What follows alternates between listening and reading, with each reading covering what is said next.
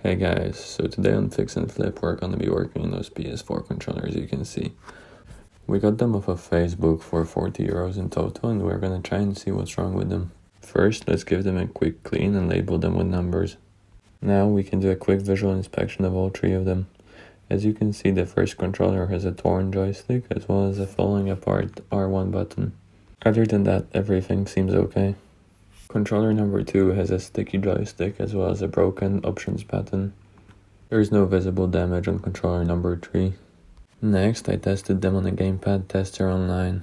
The D-pad in controller number 1 did not work, and both controller number 1 and 2 experienced joystick drift.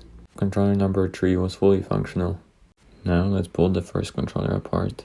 After removing the 4 screws, you're gonna need to pry next to the L and R2 buttons as well as next to the jack. Once that is done, we can disconnect the ribbon cable connecting the charging port to the motherboard.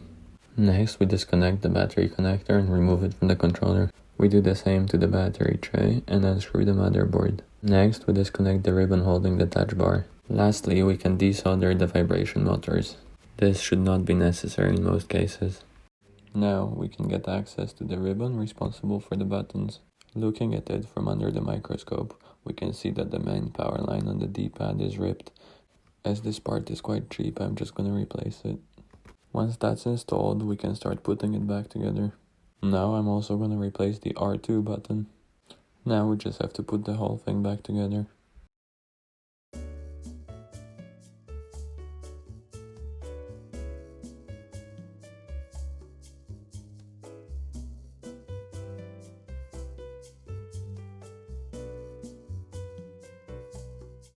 Now we can follow the same procedure to get into controller number 2.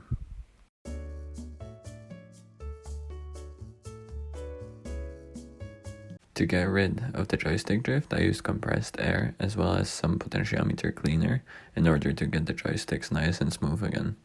Once that was done, we could put it back together just like we did the first one. To sum up, in this episode of Fix and Flip, we started with €60. We have bought the controllers for 40. We spent €5 on parts. We sold 2 controllers for $32.50 each, and this resulted in a profit of 20 and our new sum to be 80.